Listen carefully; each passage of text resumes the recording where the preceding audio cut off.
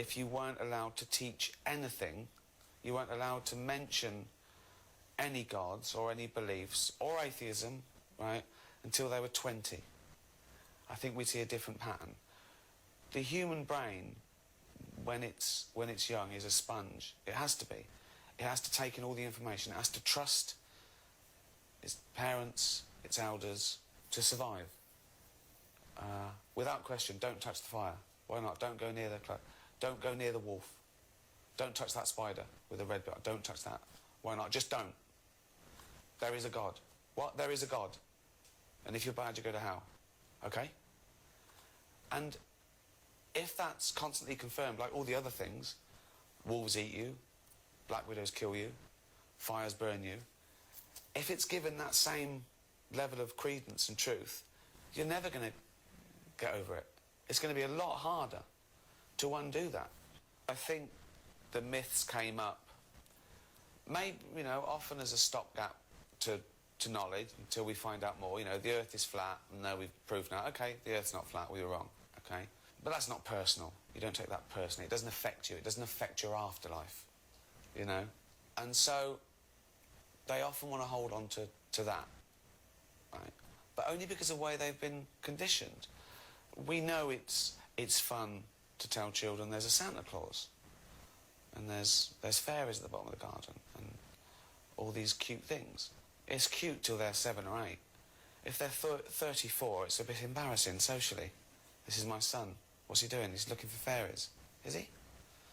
Okay, we better leave.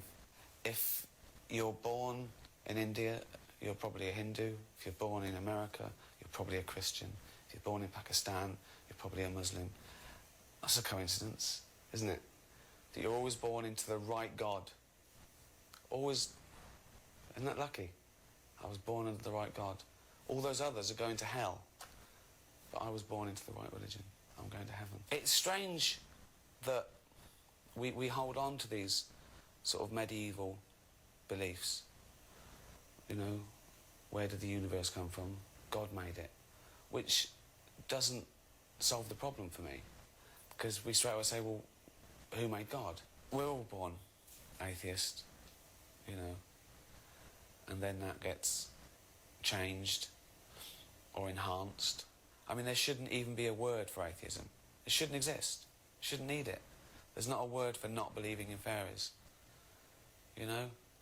And if people didn't keep inventing these weird, impossible deities, we wouldn't have to go around denying them. I think it's very important you challenge your own beliefs. I mean that's what science does, really. It doesn't constantly try and prove itself right. It follows the evidence, whatever that is. In fact, it tries to prove itself wrong. It's the question I often get, that people say, well, you're an atheist, you know, you're closed-minded. Well, no, I'm not. You know, that's a strange thing to say. I think the opposite is true. I'm going to always follow the evidence, whatever that is. And they say things like, if someone proved to you God existed, would you believe? Well, of course I would, by definition. In fact, it would be the greatest scientific discovery of all time. Scientists would celebrate. They'd run round. At the moment, we have no evidence for the existence of any God.